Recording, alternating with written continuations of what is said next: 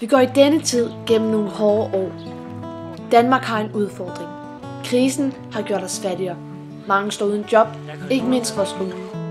Skolerne er slidte, og sygehusene er presset. Danmark er gået i stå. Vi har en gæld på flere milliarder.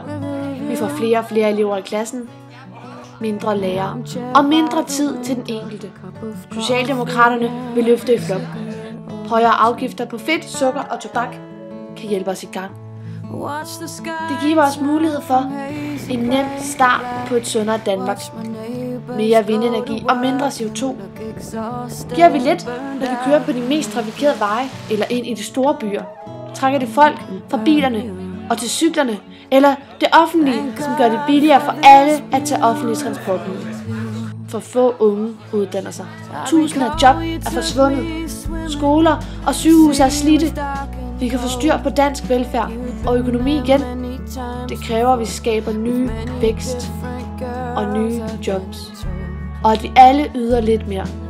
Løfter i flok. Det er nu, Danmark skal videre. Jeg stemmer på. Jeg stemmer. Jeg stemmer på. Jeg stemmer på. Jeg stemmer på. Jeg stemmer på. Jeg stemmer på. Jeg stemmer på. Jeg stemmer på.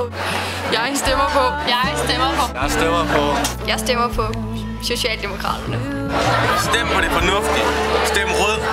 Det er altid bedst at have den røde side i sofaen. Og når du